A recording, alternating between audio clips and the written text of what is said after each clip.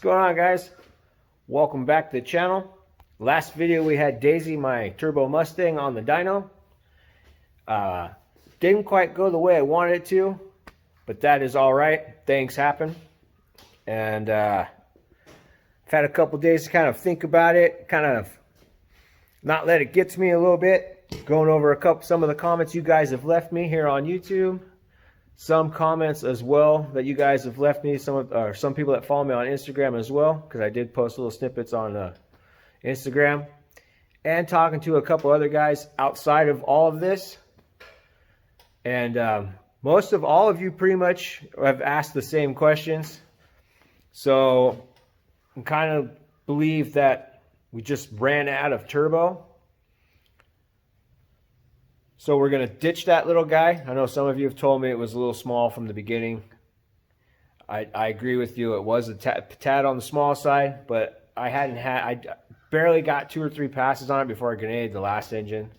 I wanted to try to get a little more time out of it, but it just didn't happen. Plus, to kind of ease my mind a little bit and just eliminate the turbo as an issue.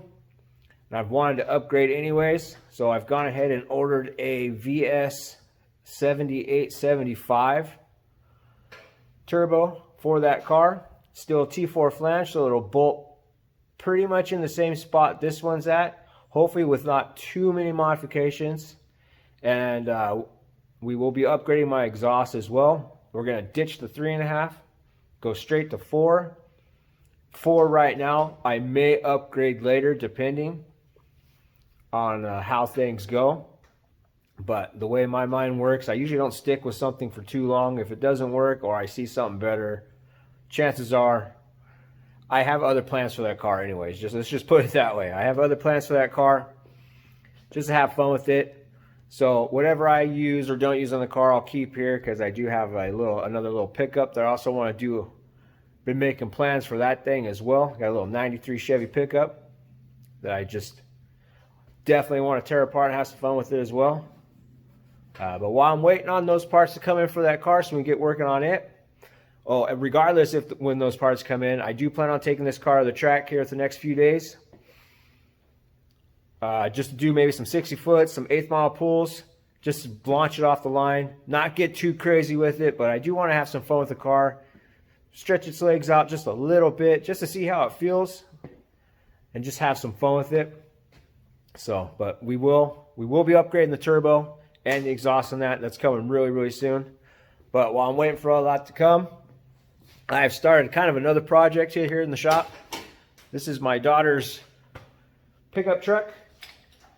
As you can see, I've got the engine hoist in here. We're getting ready to pull this engine out. It was about last year, and I have procrastinated that long because I've just been working on other stuff. Busy. I even got a bunch of things at the house that need to be taken care of that I will be doing as well, in between making videos, of course. But yeah, this happened last year. We live here in Arkansas.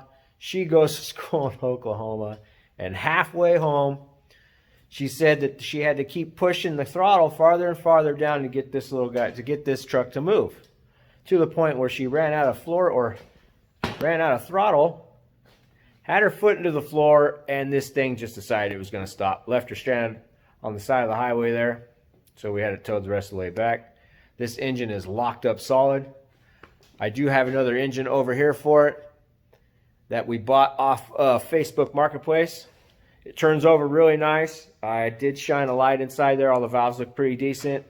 Everything looks pretty good. The guy I bought it from said it has under 100,000 miles. I'm hoping. He did tell me, though, he did drive it before yanking it out of the truck, and it ran fine. So I went ahead and took his word for it. He said he thought it said 97,000 on the odometer. So we drove up, picked that engine up, brought it down here. We got to get this one out so we can swap parts over, because there is a difference. That engine came out of a Dakota, and of course you guys can see this is a Ram. This is an 03. That came out of an 04 Dakota. Everything looks about the same on that engine. There was just a few differences. Of course, intake, and a couple of sensor locations on that stuff. So we took all that stuff off. Got all her old stuff off that one. We're going to swap it on this new engine, but enough talking. Let's get this engine out of the truck.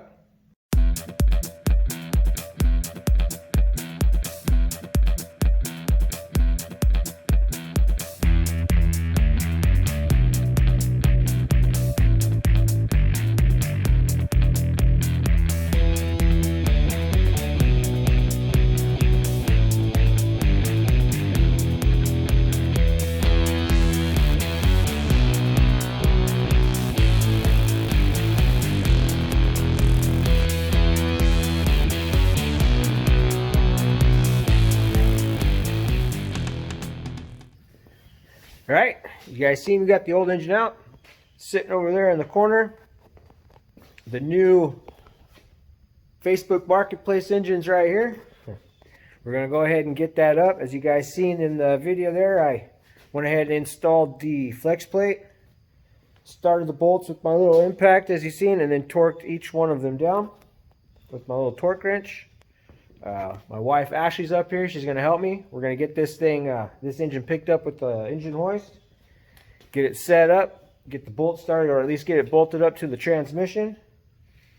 And something I didn't show on video, it kind of took me by surprise, but like I said, this engine came out, engine and transmission, we bought it as a combo, came out of an 04, and my daughter's truck is an 03, and her, well, it's hard to tell, but the 04 has this neat little spacer in the end of the crankshaft for the torque converter, because the snout is much smaller than the 03 torque converter. Just something to look out for if you guys are going to do something like this. All I did was I took a bolt washer, welded it to the end of this bushing, grabbed a hold of my little, I want to call it a Harbor Freight slide hammer there, and just kind of knocked it out. It didn't take a whole lot of force to get it out. The heat kind of helped out in that way. Just a few light tugs really, and it came right out. I didn't have to be on it too much, but anyways, we'll get this engine picked up. Get it set in the engine bay here. Get it started, or get the bolt started the transmission, and then get the motor mounts in.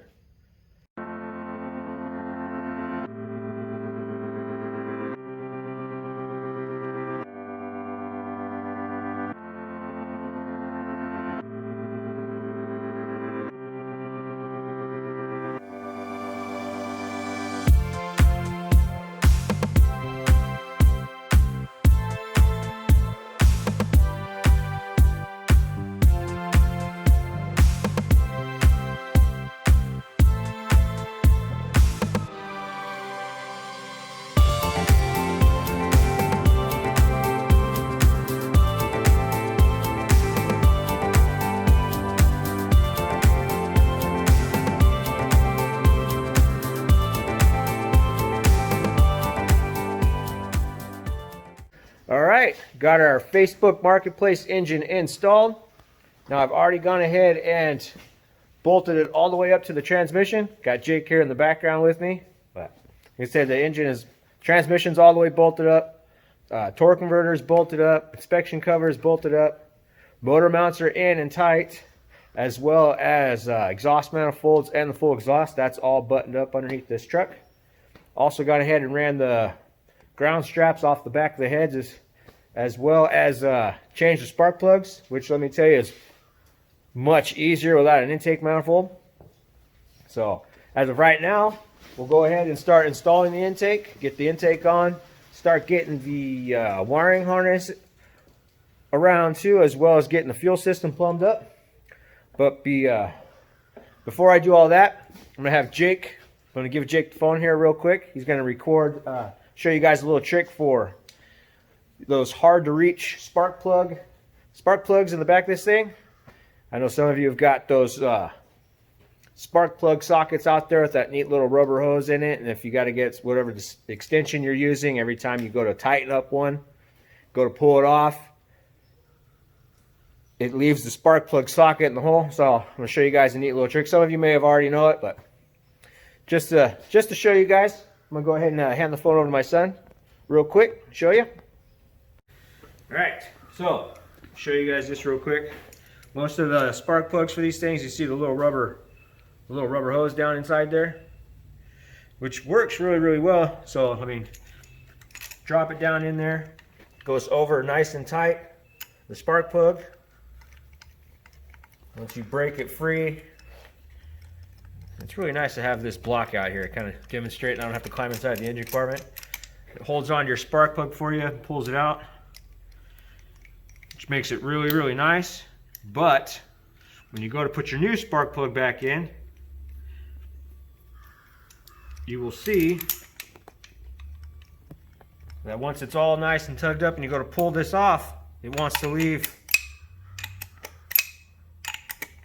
the socket in there. So what I do is either, what I have, what you can do, is you can actually pull that little rubber piece out. I actually own 2 spark plug sockets, so get yourself a little piece of rubber hose, just put it on the end of your spark plug there. You can reach in, turn it. Now the spark plug will, or the hose will slip on the spark plug if you get that cross threaded. So it'll stop and just spin on the top of the spark plug. Pull this off, go ahead and put your spark plug socket without the rubber. See that?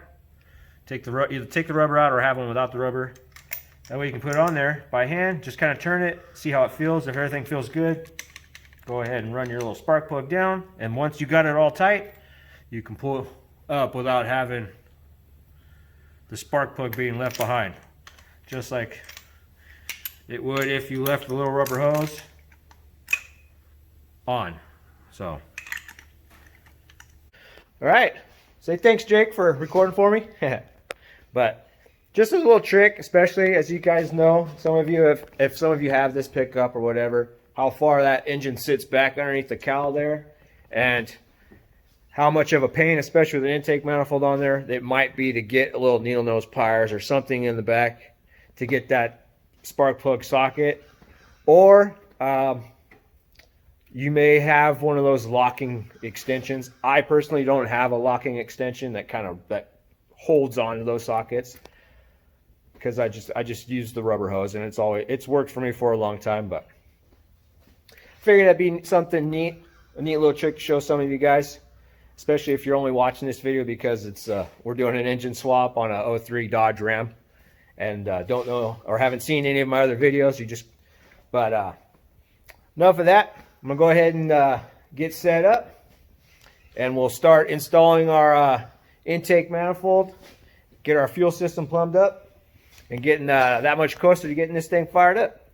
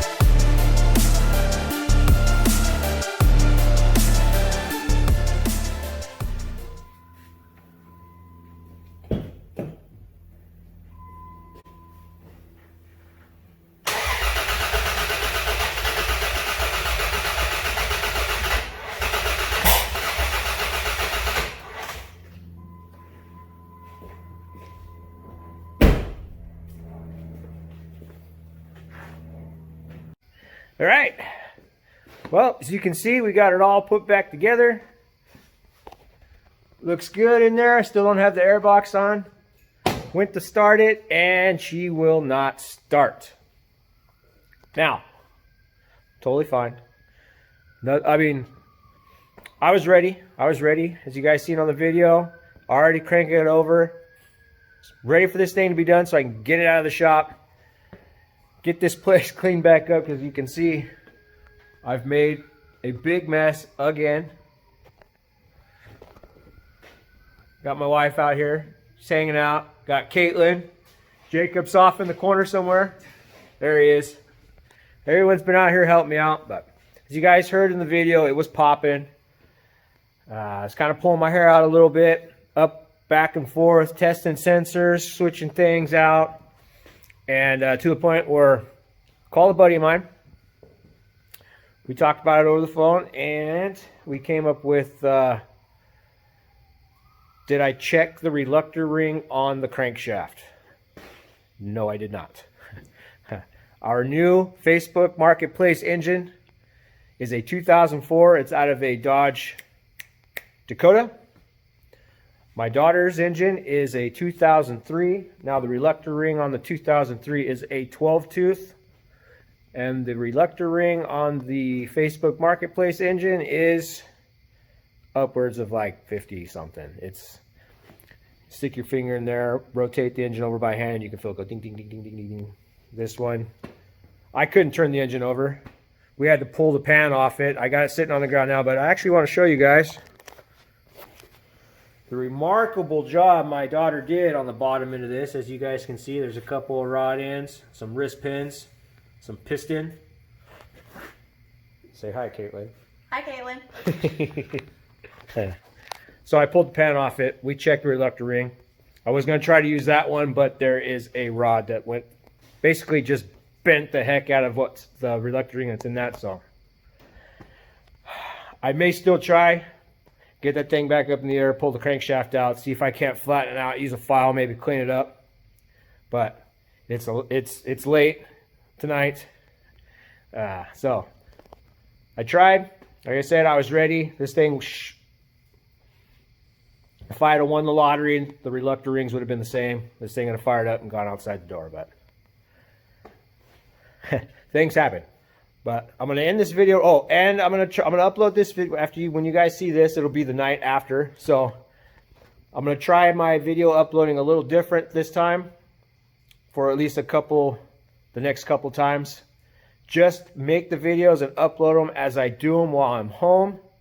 Some of the things I do seem a little out of, like there's too much time in between them. It just doesn't make any sense to me for some of the things. So I'm going to make the videos as many as I can while I'm home, upload them when I can, see how that works. Let me guys know what you think about that in the comments.